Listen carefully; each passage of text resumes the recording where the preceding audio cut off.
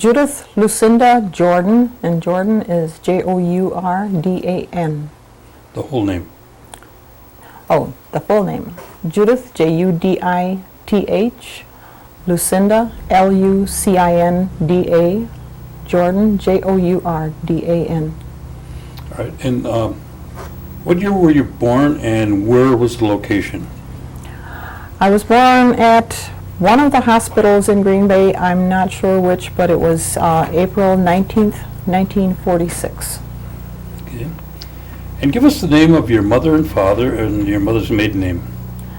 My father was Henry Ephraim Jourdan, and my mother was Mary Paulus. She went by Mamie, but she hated being called Mamie. Do you remember the names of your grandparents? Yes, my father's parents were Ephraim Jourdan and Elsie Christian. My mother's parents were Whitney Paulus and Lavinia Dockstader. And what was her maiden name? Lavinia Dockstader. Oh, okay, I see. My mother's maiden name was Paulus. Her father was Whitney Paulus and Okay. Lavinia Dockstader. Okay.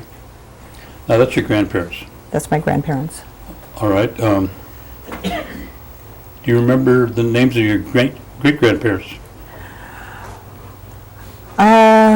Ephraim's father was Henry Jourdan, and he was married to Lacinda, and I believe her last name was Cooper. She was also married several times, once to a Peter Smith, but I'm reasonably sure that her maiden name was Cooper. Okay. Elsie's parents were Henry Christian and Matilda Cornelius. Whitney's parents were Simon Paulus and Sarah Baird, and I forgot where I am. That's my mother's father's parents. My mother's parents were Henry Duke Dockstader and Electa John. Now, how do you remember all this? Do you have a cheat sheet? Yes, I do. Well, actually, I work for the tribe as a genealogist. Okay. And you brought your cheat sheet along? Yes, I brought my cheat sheet along. Okay. But we'll go back to that when after we cover the grandparents, that we get that covered. I'd like to stay with the discussion on their backgrounds Okay. at this point. And tell me which of the grandparents that you know about, or you have maybe some stories about, that you either learned in your in your work, or that you had firsthand information and experiences with them. I only remember my grandmother Elsie. All of the other ones were gone by the time I was born, and she was blind when I knew her. She died when I was maybe in high school, or right after I got out of high school. Shortly after I got out of high school, she passed away. All of the other grandparents were gone by then. Did you find any interesting stories about any of the, going through the genealogy about the grandparents in your family? I know on my father's line, the Jourdan family, they were mixed with the Stockbridge and Brothertown Indians, and they served as interpreters while they were still in New York before they came to Wisconsin. Now, was that kind of like at council meetings or tribal meetings, or was that during one of the conflicts, like the Revolutionary War? I think both. Both? I think both. Mm-hmm. Did any of them, served in any capacity within the government structure back, during those days, besides being interpreters? I think they were all involved in one way or another with government. I know Henry Duke and his brothers were all fought for the tax-free status. They were against it, and they had a letter writing campaign going between themselves and Washington. Okay, that was during the It was probably in 1915, 12, 15? Yeah, 1900. probably, yeah, in the early 1900s. Okay. Now, let's talk a little bit about the grandmother that you knew and you resided with for a time. Tell me about her. Elsie, she was an older lady. Well, obviously she was an elder lady, but she was blind. She was diabetic.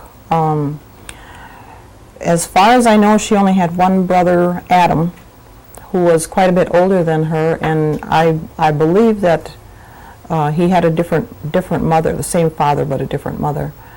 And he was blind, and he would he was in high demand in the community as a fiddle player. He would play at all of the parties and dances that came up and at the local bars. But he was blind, he couldn't see, and I think that's actually what happened when he died, is that he tripped and hit his head on a rock, hit his head on a stone, and just never recovered from that. Did your grandmother ever talk about her educational background? No. No, I don't remember. She stayed with my Aunt Vera. She lived with my Aunt Vera, and occasionally when my parents would have to go to Chicago or go someplace for the weekend, she would come and stay with us. But it was very hard because we lived out in the country, and we didn't have running water, and we didn't have indoor plumbing, and with her being blind, she, it was quite a hardship for her to stay with us. I know she chewed tobacco, and that was kind of funny because one of us would always get stuck with the duty of cleaning out her coffee can. That was not pleasant. Her spittoon? Her spittoon. Yeah, she always carried a little coffee can around with her. Now, she spoke Oneida. Yes, she did. Mm-hmm. And were you able to pick up any of that and converse with her? No. No? No, we never spoke. The only Oneida we heard in the home was just occasional phrases, like "Sanuhuet," go to bed, or "Sadekun," come sit down and eat. Mm-hmm. But as a conversational, no, we didn't get that. Did you have an opportunity to sit with her and have her tell you any stories of her youth or some of the activities that were going on when she was, a young lady? No. No. She didn't talk about that. Okay. And a lot of times when she did talk, it was in broken English, and it was hard for me to understand. And I was very little then. I was maybe 8 years old when she did come and stay with us. And where were your folks residing at the time? In a little house out on Highway 54, just out towards Seymour. Okay. All right, let's talk about your dad now. Did your dad ever talk to you about his educational background? I think he went to maybe the 4th grade in school. He was sent away to Wittenberg. He hated it there. I think he ran away, and he never did go back. But it was a bad enough experience for him, and I think that's probably why he stopped speaking English to us, because of the experiences that he had there. He didn't want his kids going through the same types of experiences with talking the language. So as we got old enough to go to school, apparently the older kids did speak the language, but once the kids all started going to school, then he insisted that they learn English and speak only English. What was his background in terms of the work he did? He was a farmer. You farmed? Yeah, he was a farmer. And what would you guess would the approximate acreage? He didn't. He always worked for somebody else. Oh, I see. From whenever I remember, from as early as I can remember, he worked for our next door neighbor, Moss. Harvey Moss, And I know before that he would travel sometimes to the logging camps up north when they would take workers up there. So I know for a while he worked on the railroad, but I couldn't say when that was exactly. Was he involved in any of the tribal operations that were going on? No. No? Mm-mm. Did he or your mother or your grandmother ever talk about the New York claim? No, I only recently found out about the New York claim. I see. And did you ever hear any stories about the 52 cents? Only once I started working where I work now, Okay. with the Cultural Heritage. Now, what about your mother? What was her educational background? She went through maybe the 8th grade in school when she was younger, but her father, her grandfather, she was raised by her grandparents, and they didn't believe that she needed an education, so they kept her from school as much as possible, which was kind of sad because that was the one thing that she wanted most, was to get an education. And at the time when she did go to school to Toma, her uncle Chauncey was sending his girls to school, and they had to put them on a train to go to Toma, and he was getting ready to take his girls, so he just scooped my mom up and put her on the train with the others and sent them off. And it wasn't until later that the grandfather found out that she was gone, and they could do things way back then. So she got to go to Toma for 2 years. About how old was she then, would you guess? Probably 8. It must have been a 8 or traumatic 9 experience years for her. old. It was. She talked about it. She remembered being on the train with the other kids and stopping at the cranberry fields, the cranberry marshes. She talked about stopping at the cranberry marshes so that a lot of the other kids on the train could say goodbye to their parents as they were going off to boarding school. When she got there, because she was so young, she was separated from her cousin. They were put in different dormitories, so she was kind of by herself, and it was very hard for her, very, very, very difficult. She said she cried a lot, the first couple months that she was there, being removed from her family and not knowing if they knew where she was.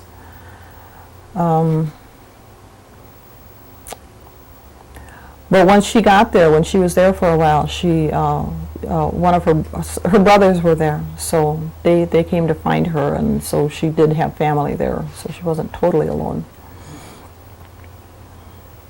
What church affiliation did your folks belong to?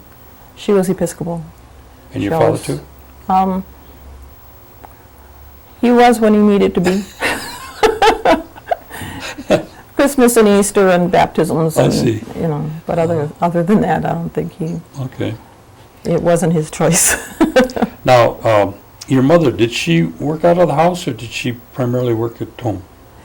She worked at home until the kids started getting older, and then she took house cleaning jobs here and there, mostly in Seymour, sometimes in Green Bay.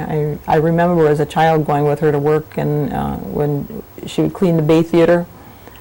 So I remember as a little girl when the theater was all empty, running around and up and down the stairs, and Just a regular nuisance you were, huh? No, just having fun. Just being a kid. Oh. All right. Give us the names of your brothers and sisters. My oldest sister is Mildred Figueroa now. The next one is there was a boy that was born in there that died when he was maybe 6 months old of pneumonia. That would be Ephraim. And then there's Barbara. Her married name now is McKinsey. Then came Virgil, and Virgil just passed away a couple of years ago of cancer of the throat.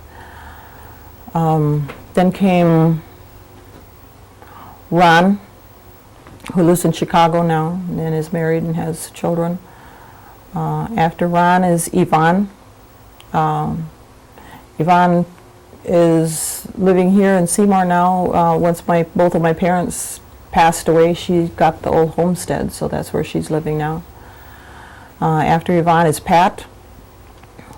She married Tony Benson, and she also lives here in the community. And then my brother Ken. Ken also lives here on the reservation. After Ken, then comes me. After me is my sister Henrietta, who is living in Chicago, Henrietta Daly. After Henrietta is Hank Jr., and he's living in Chicago. He runs a computer business. After Hank, there was another boy named Jesse. Actually, his name was something else. His name was John Charles. But my mother named him while he was in the hospital. When she brought him home, my dad didn't like the name, so he changed it, and he said, we're going to call him Jesse James. So that created a little bit of a dispute, because she didn't want him named after an outlaw, and he didn't want him named after a black boxer. So, but Jesse stayed, and he also died of pneumonia when he was still just an infant, maybe 6 months old. Now you say you didn't have... Oh, and then Diane. There's one more. Okay. Diane is the youngest. Okay. That's got to be a big table to set. That is. And we were all raised in one little bitty house, so when I think back on it now, I'm amazed that they were able to do that. I mean, there were, well, not counting the two babies that passed away, there were 11 of us that were raised in this one little bitty house on the highway. And at the same time, you didn't have any electricity or running water? Right. We didn't get electricity until, I think, when my sister Yvonne was in high school. She got a job at Hiddles, the bus company in Seymour. And while she was working, she paid to have the electricity put into the house. And the indoor plumbing we didn't get until, I think, after I was gone away. One of the tribal grants came in, and they added plumbing for us. What was a holiday like? Let's say Christmas. Can you remember back what that would be to you? Yeah, it was a very happy time. I remember all of the kitchen smells, the apple pies baking and fresh bread baking, and we always had something special like, roast chicken or roast beef or something that we didn't normally get. My parents managed to get us, every single one of us, a Christmas gift, which was really hard on his salary, because, I don't know how much he was earning at the time when we were little, but I think when he retired from farming, he was only making maybe $50 a week. So when I was much smaller, it had to have been much, much less than that. So, but they managed to come up with Christmas presents for all of us. The parish hall the Episcopal Church used to have parties for the kids, and I think, for some reason, it seems to me like Lawrence University had something to do with sending students down with gifts and things, and having a party. And we all got a bag of candy with fruit and nuts and things in it. And then also in Seymour, at the band stand in Seymour, every year they had Santa, and they would take us down for that. So we'd get a present and a bag of candy down there too. So we always had a good Christmas, and the rest of the holidays too. They always managed to make it very festive for us. What was your primary responsibility during those days when you were at home? Washing dishes. To this day, I hate washing dishes. I bet you got a dishwasher now, huh? No, I don't actually. I did have one when I first moved into my house, but I had it taken out. And I never used it. Well, there were a lot of us, and so during the winter months we had to help with the laundry. I remember sometimes in the winter it would be freezing cold out there, and we'd have to go hang wet clothes on the line. They'd get all stiff, and we'd bring them in and drape them over the heater to thaw out and finish drying. The boys did all of the mowing the lawn and hauling water and the heavier work. I remember Mom washing the blue jeans in a big galvanized tub, and then during the summer she would wash clothes outside. So the boys would have to, each one at one end of the jeans, twist it and turn it to wring it out, and then it was the girls' turn to go hang them up on the line. Later on, she got one of those old wringer washers, but this was like quite a while afterwards, after we got electricity in the house. Up until we got electricity, it was everything by hand. Use the same tub for the bathtub too, right? Yep, same tub for the bathtub.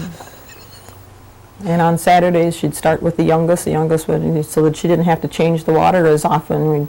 She'd wash the little ones first, because they were the smallest. So by the time, if you were one of the older kids, you ended up washing off in semi-dirty water. I could never figure out why they let the girls take the bath first and then the boys took it afterwards. It didn't make any sense to me. I'd like to have been first. Because the boys were always dirtier, that's why. Okay. You take the least dirtiest ones first. Where did your folks go to do their shopping primarily? In Seymour. There used to be a little corner store called Kroner's right on the corner, just as you come into right on the corner of 54 and Highway C. It was just a little bitty corner market, and then after a while there was a Don's Market downtown. I remember she always went to the bakery, not always, but for special occasions she'd go to the bakery and buy bakery bread. That was always a special treat for us, because otherwise she always made her own bread. So now it's a special treat when they make the bread instead of yeah, it's just just reversed itself now. Did your mother do a lot of cooking of corn soup and cornbread? Or was that a special? It was a special treat. It was on special occasions, like long weekends, or if we had a lot of company coming, she'd make a big pot of corn soup, but not as a mainstay. Okay. They always had a garden, so and that was always kind of nice, because one of our chores was to go gather, because we always had fresh everything for meals at mealtime. We just didn't have a lot of meat, because they didn't have a refrigerator to store it. So if we had meat at all, it was like salt pork or canned fish or canned, something that she had canned. Did you ever come to Oneida very often? I really don't remember ever coming to Oneida except on Sundays for church, Saturdays for church school. And then Father Christian was there at the time, and he would drive out and pick us up for Sunday school, Saturday school. The church school was on Saturday. What about Jourdan? Did you celebrate Jourdan? Yes, we did, but we didn't go out anywhere. It was always somebody coming to visit us. We never went out. We knew about it, and my mother always made the donuts every year, whether anybody came or not. And if nobody came, then all those kids got to have extra donuts. But yeah. And what were you told that Jourdan was all about? I don't think we were ever told anything. Oh. No, it wasn't until I was much older, that I actually found out what, And what is it?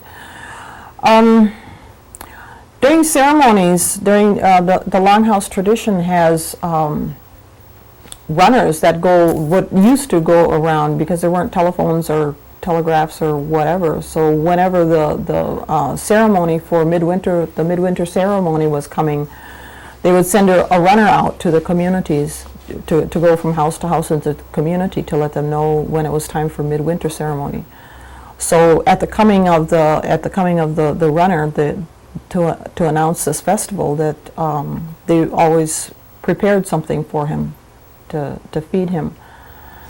And I guess it's similar to Halloween, where you would knock on the door, but in this case he would shout before he got to a household to let them know of his coming, and then they would prepare the food for him. So that's the nearest that I can determine as to the origin of that. I see. What's the term "stirring the ashes" mean? What's that reference to?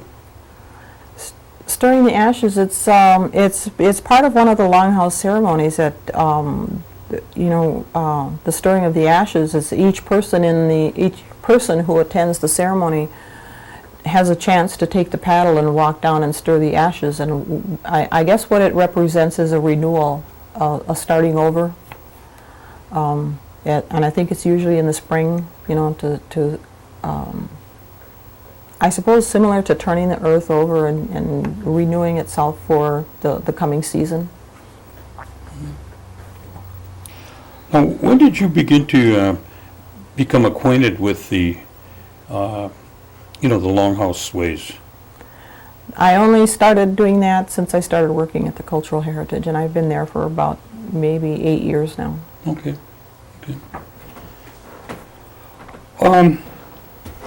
Where did you start school?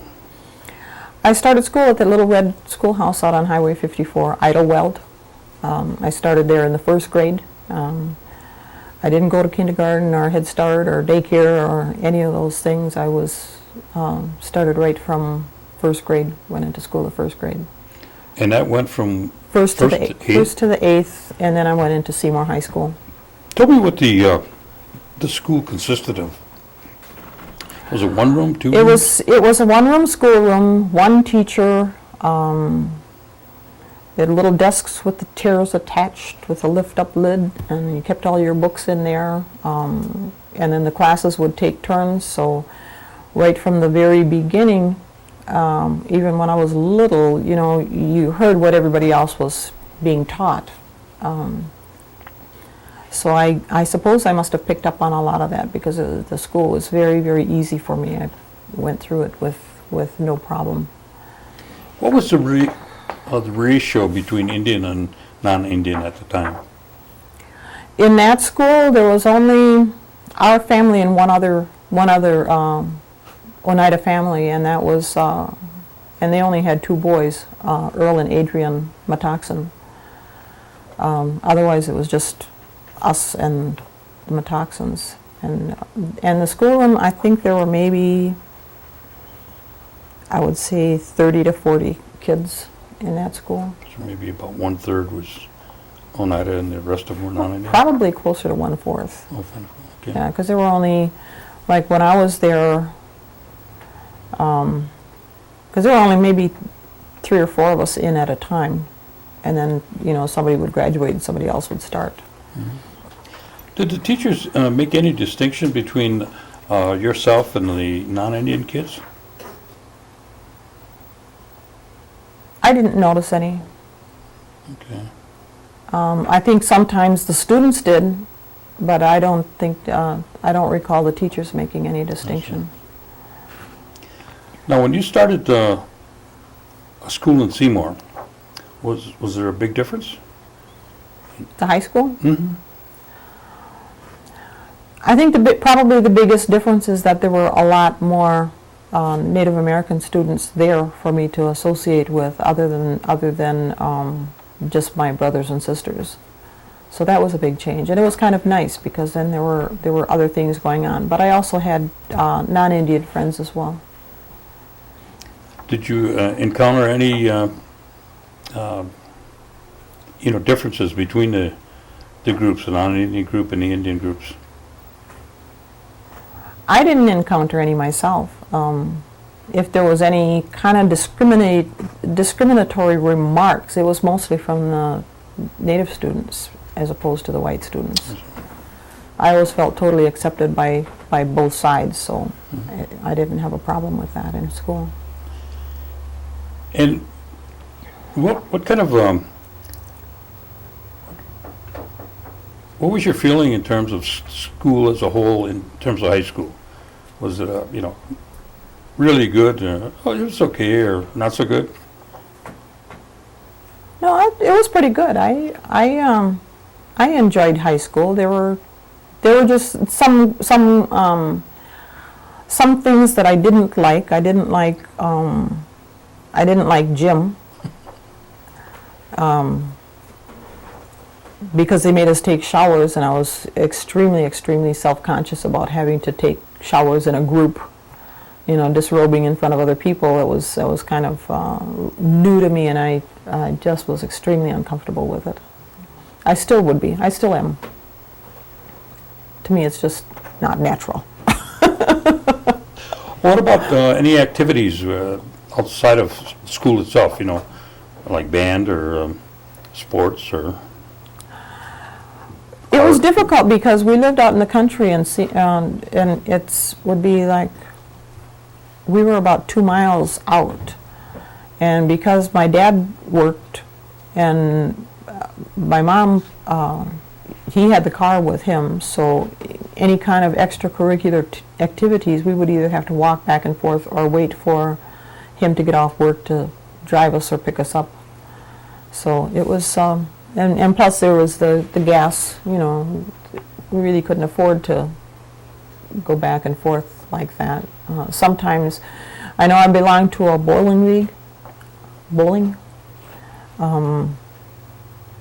for a while, but I think I was only as a substitute. I didn't go regularly. School dances I didn't go to because I just, it just was hard. Occasionally the YPF group at the church would have dances, and I was probably more involved there than I was with the high school groups. Mm-hmm.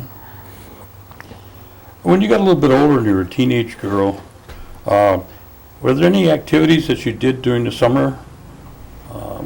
In the winter too, I suppose, but more so in the summer you had an opportunity to, like cherry picking or apple picking or working in the fields or?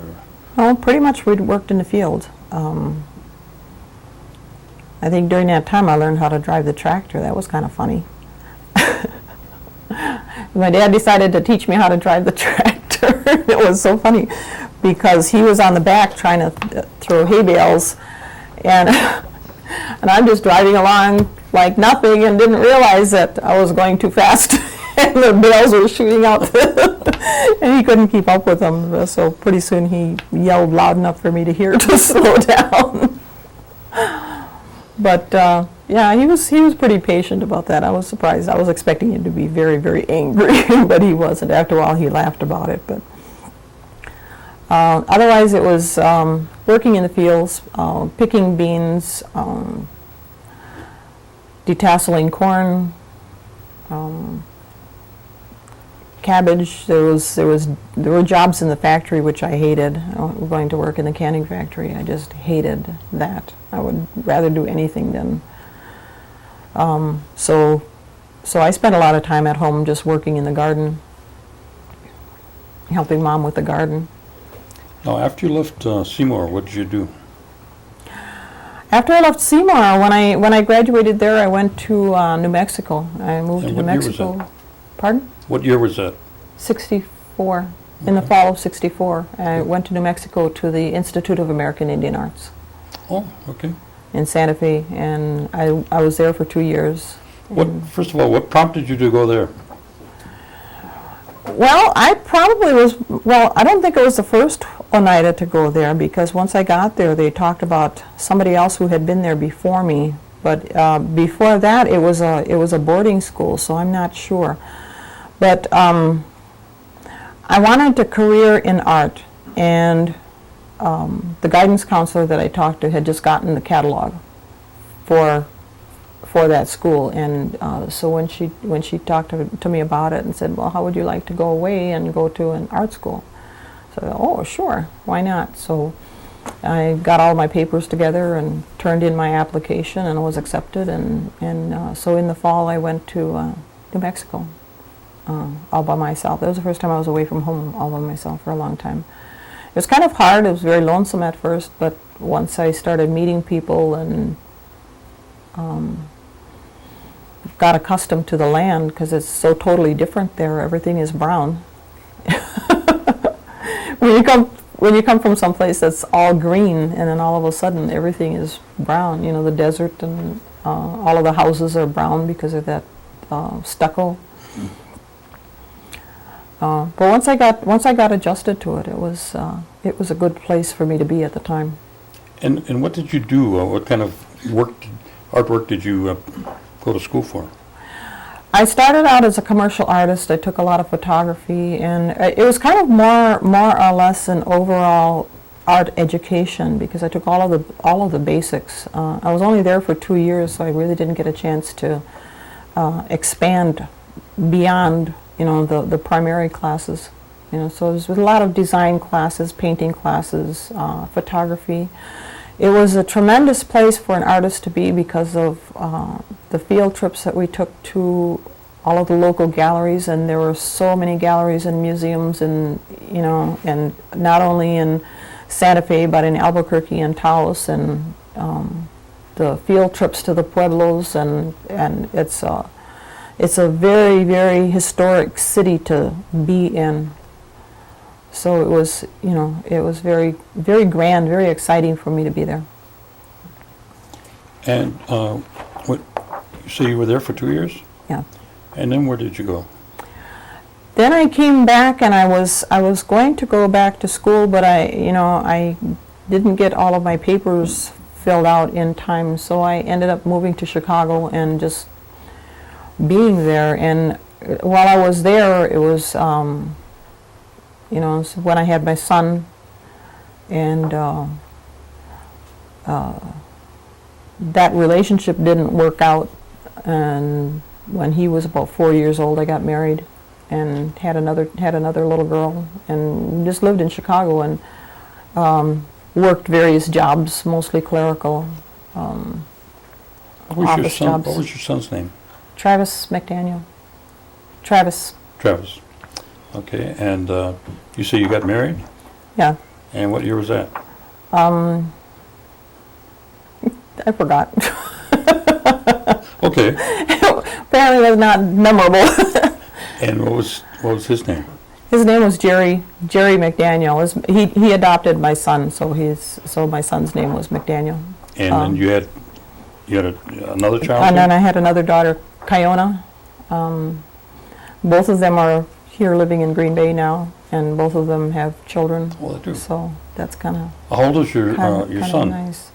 He just turned 36. 36. And Yeah. he has how many children? He has one. He just got married in March, and she also has a little girl. So he has a family of 2 right now. Okay. And your daughter? And my daughter, she was born in '75, and she has 2 children, a son and a daughter. And what's their names? Talon, her son is Talon Romer, and her daughter is Shaula Romer. Okay. But no grandchildren yet? Hmm? No grandchildren? Those are the grandchildren. No great-grandchildren yet? No, They're coming. no, the oldest ones are 12. The boys are 12. Okay. Travis's son is, his name is Diedrich. But you got a couple more years yet. Yeah. So yeah, he just turned 12 in June, and Talon just turned 12 in December. So we've got a ways for great grandchildren yet. I'm not in any rush. Now you were in Chicago, and till about what time? You said your various jobs. What did you do after that? Well, I moved back to Wisconsin in '86 and started working for the tribe. I started out as administrative assistant to the general manager, Don Wilson. And I worked there for a couple of years. I think 2 years I was there. And then I resigned and went back to school. I went to Lawrence University and got my bachelor's And there again, I went back in and I studied. I was an art major, and again, I wanted an overall art education, because I was thinking at one point when I graduated, my focus then was that when I graduated from there to have my own gallery or art gift shop, or something. I wanted something in the art field. As it turns out, it's really hard to make a living as an artist, and so I ended up having to go back and work for the tribe to And where did you pay my mortgage.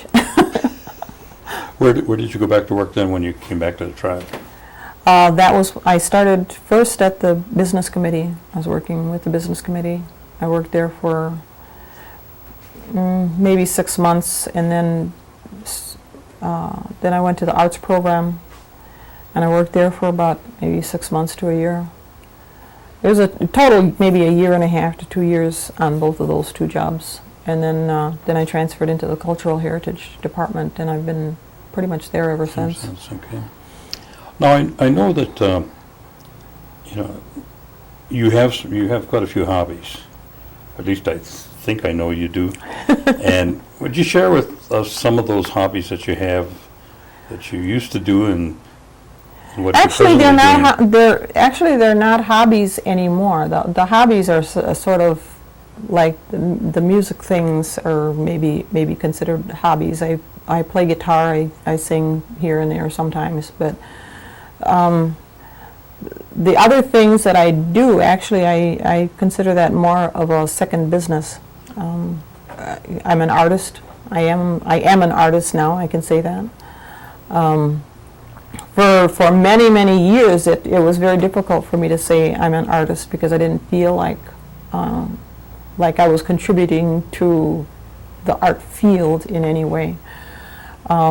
If I were to pigeonhole myself as an artist, I would have to say cultural artist, because what I do is all of those things that I've learned about being Oneida as a part of working for the tribe in the cultural heritage department. All of those things that I've learned about tribal arts, I now teach on the side and not as a part of my job.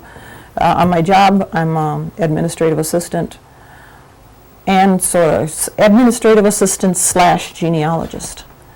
And so all of those art things, the teaching of those cultural arts, the black ash basket making and corn husk doll making and quilting and clothing and the raised style of beadwork and all of those things. Now I go back out into the community and teach others how to do that, as well as drawings and paintings and photography and some of those other things. Well, you had so that's kind of a second job. You've had some of your paintings travel around the world. Oh yes. I have currently I have 2 dolls at the Smithsonian. They were part of the opening exhibit for the National Museum of the American Indian. And when was that? 2002? 5, I think. 4, yeah, 5, no, 6. yeah. Whenever they opened that new mall at the new gallery on the mall. So I was able to go to that and be a part of that whole opening. That was an amazing event. I also have some of my beadwork at the Royal Ontario Museum in Ontario. I have some of my dolls that have gone to Europe and Japan, Germany, Canada. I have some of my work that's been displayed in New York. I have some quilts that were exhibited at the Catskill Mountain Foundation in New York. The raised beadwork, I started out just very, very basic. The arts program had brought in an artist from the Niagara Falls area to teach basic raised beadwork, and I learned a little bit there from him. His name was Sam Thomas, And then I met another lady who was a Tuscarora lady in Niagara Falls, and I still am in touch with her. Occasionally, when I get a chance to go visit her and spend time with her, who taught me, introduced me to color in the beadwork, and so since I started learning how to use color, because Sam only used one color bead, but he taught the basics, so I learned how to do the basics from him. But the introduction of color into the work, using colored beads and various different kinds of beads, and incorporating that into it, just made my work, outstanding. It was just a real pleasure to work with her. And I still do stay in touch with her. I know you have a wide reputation in terms of, the art field. Oh, thank you. Throughout Indian Thank country. If not more than that, I'm not sure. But. Well, yes, actually, I've been getting a lot of calls now, like the Celebrate Madison, to come to a lot of their art festivals. I just got a call from the Miller Museum in Sturgeon Bay. So I'll be doing some workshops and classes up there next month, and I did a portrait exhibit at the Lieutenant Governor's office a couple of months ago. I think it was in can't remember, but it was earlier this spring. I had an exhibit there, and I think that was the first. She decided to turn her office space into a gallery and display artwork there. So I think I was the first artist, one of the first anyway, to have a one-woman show there. All right, I'd like you to share with us a little bit about currently what you're doing, and that goes back to your cheat sheet.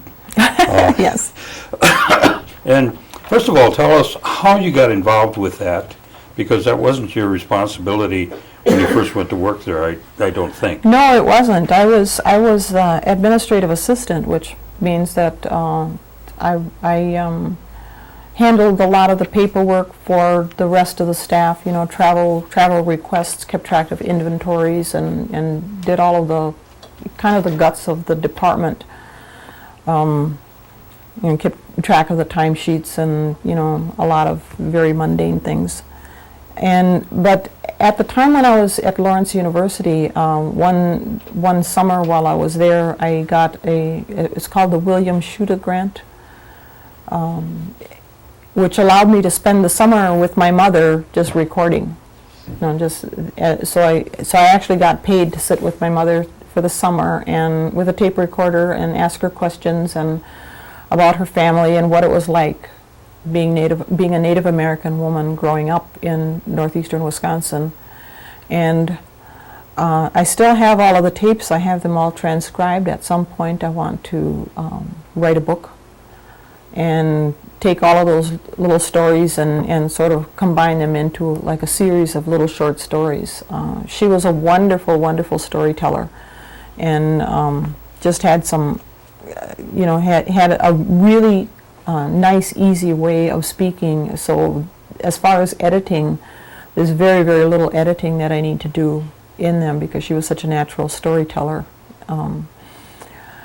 So when I took all of the names that she rattled off on the tapes and started putting them all together, and when I started working for the Cultural Heritage Department and came across all those copies of census records and the annuity records, and as I worked there between Loretta, who is a historian, Loretta Metoxen, who is a historian, between the two of us, we started gathering up all kinds of other information on the family lines. Some of the more important things that we've gotten are the church records from the Episcopal and Methodist churches, which are the two main churches on the reservation. There are also other churches too, which we're still looking at getting some of the records for marriages and baptisms and births.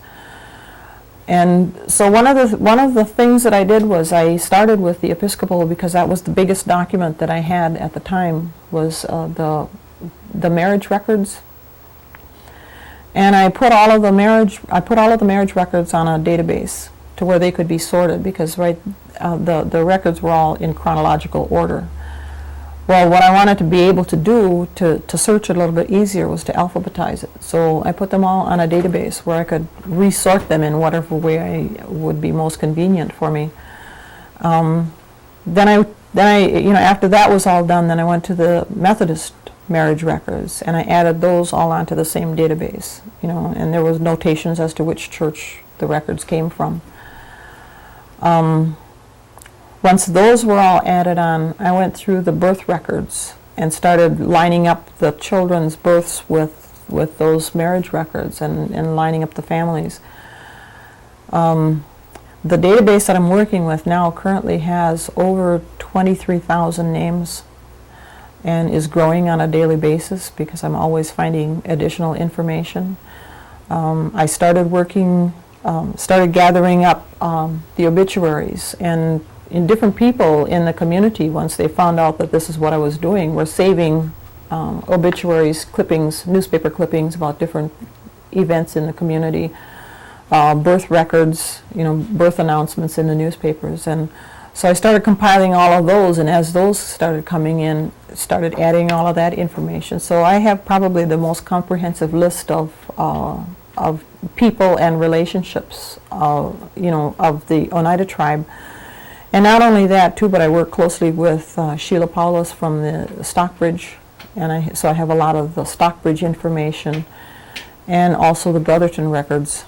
Right now, we're in the process of acquiring, quite a large collection of Brotherton documents. Where did you get the software for the database? That was donated by the Nicolay branch of the DAR, Daughters of the American Revolution. Right. They donated the software. Mm-hmm. When I started meeting with them and working with them, and Pam Miller, who is with the G. Nicolay branch, and she put me in touch with Hazel Kreinheider from Washington, D.C. So when I get stuck sometimes doing a search, I can contact either one of them, and they'll go do some further searching for me and find out information that I don't have easy access to. How far are you along with the genealogy in reference to the what is it, the DAR? Daughters of American Revolution. Aren't you working on that too? Yes, I've been doing my own genealogy. I think there are only maybe 1 or 2 documents left that I need to get in order for myself to be eligible to become a member of the DAR. And in going through the records, so far I think there are only 2, maybe 3 other Oneida women who have actually gone through that whole process. But in looking at the records, you have to be able to trace your heritage back to the Revolutionary War. And currently, almost any Oneida woman is eligible for that. It's just a matter of, doing the work, doing the research and tracking down who. As a matter of fact, on all 4 of my grandparents' lines, I would be eligible. But there are, there's one, like Henry Duke is probably the closest, because most of that research is documented. A lot of the other ones, trying to find the documentation is what's difficult. Yeah. Because it has to be documented. There has to be something in writing somewhere. And Cornelia Stockstader, who is a descendant or an ancestor of Henry Duke Stockstader,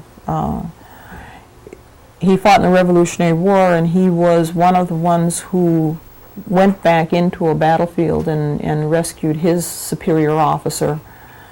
And shortly after he went back home on leave and contacted smallpox. So when he didn't come back, they had him listed as AWOL. And once he was over, he came back in again. He was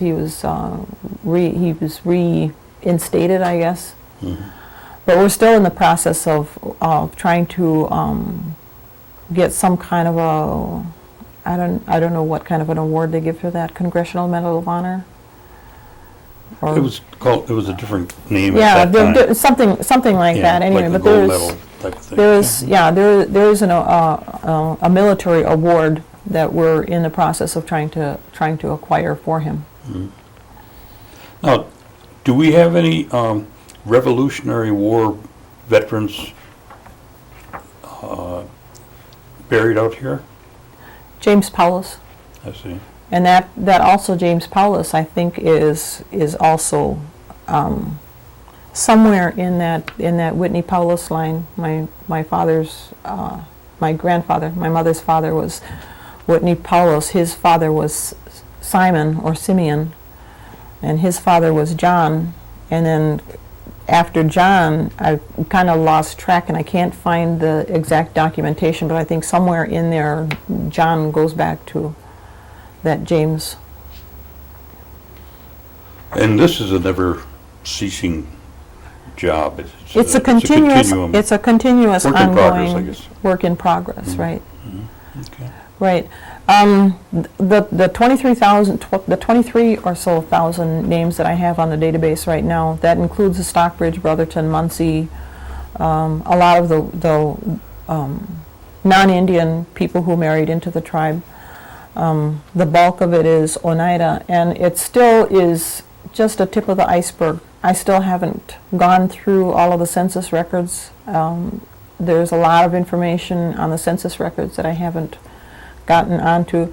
When people come in to have a family search done, then I'll go in and I'll search just those names that they're looking for, but they go automatically onto the database. But that doesn't cover all of the ones that are in the books. I have all of the census records from 1884, from 1884 through 1943. I see. I just came across some copies of the 1943 TOMA records, student records. We've acquired all of the Hampton school records, the student records, so we have that information. We're in the process of trying to also get the Carlisle student records. We have copies of photographs from Carlisle, but not the student records yet. Judy, tell me what it means to you to be an Oneida elder. To be an Oneida elder. No cheat sheet on this one now. You got to speak right out. I wasn't even looking at my cheat sheet. To be an Oneida elder.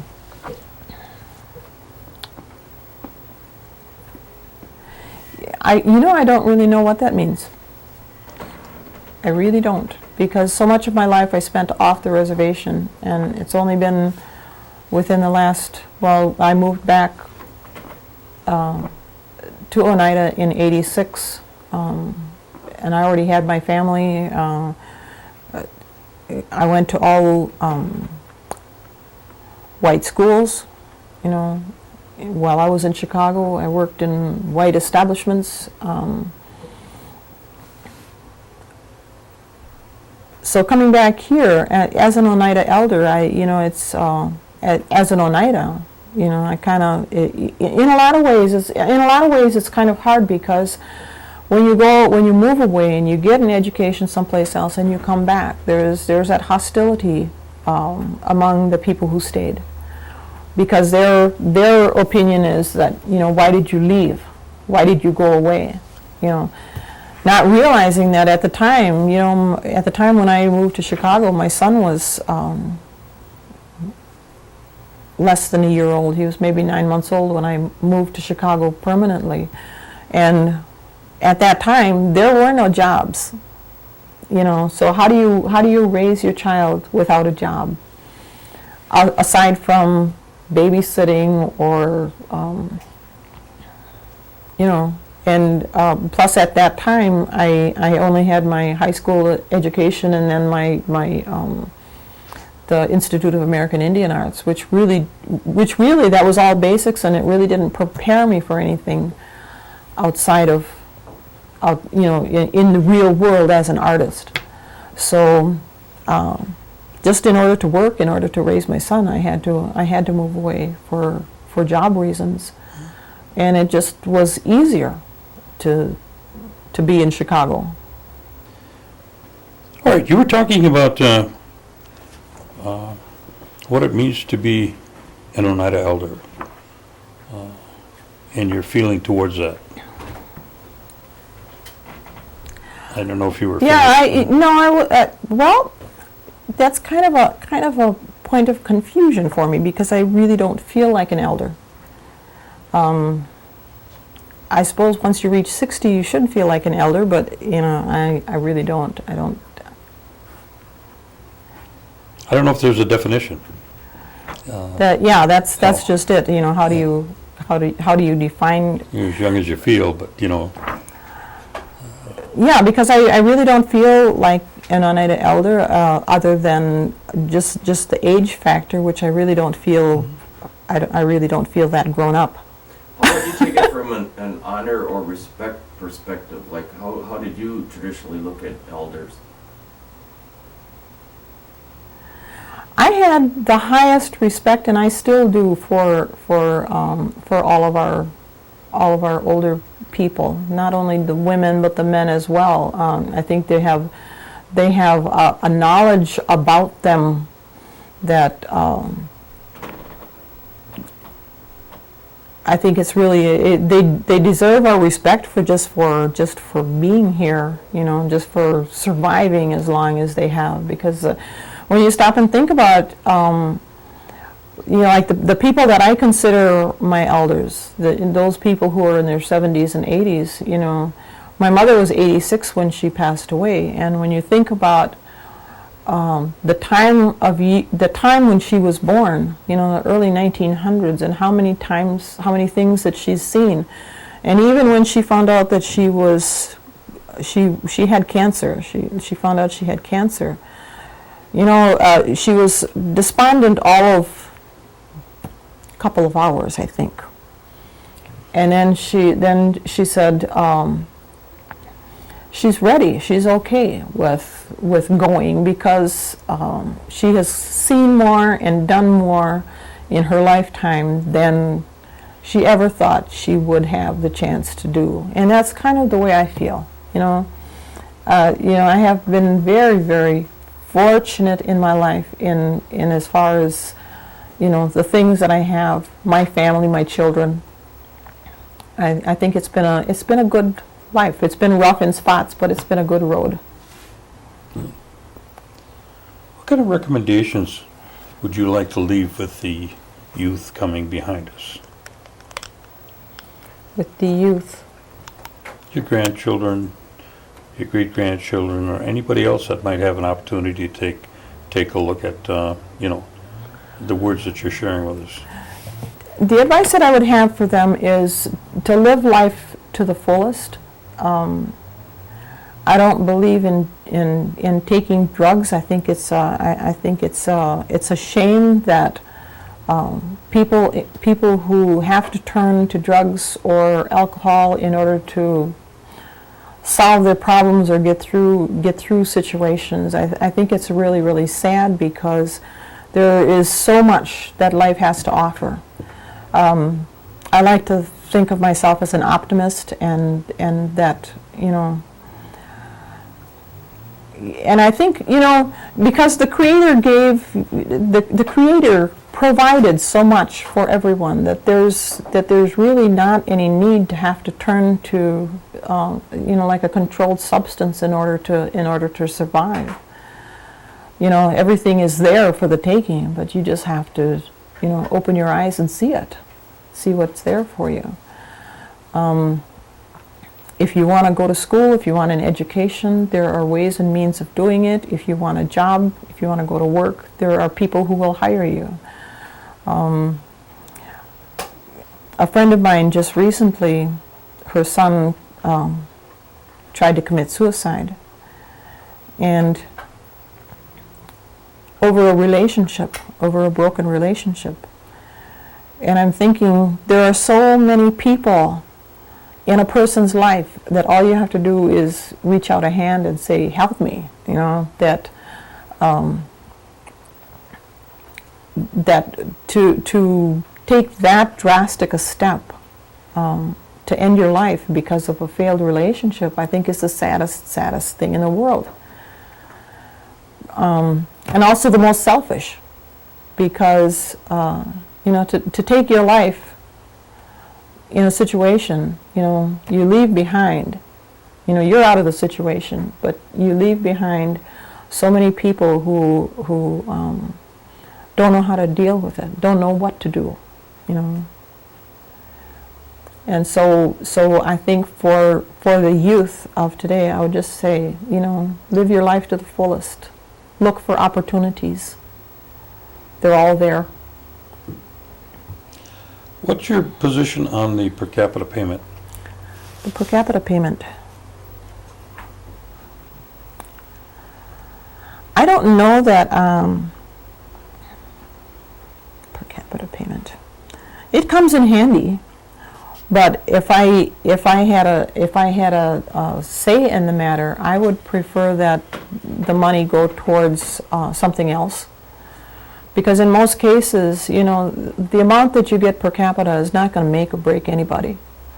You're not going to get rich over it. You're not going to, there's not going to be any life-changing force because of it.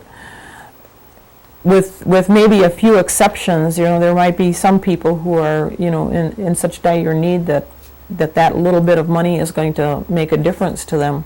But I think overall, I don't see that that's going to make a major difference. Most of the people get their per capita checks and it's gone. They'll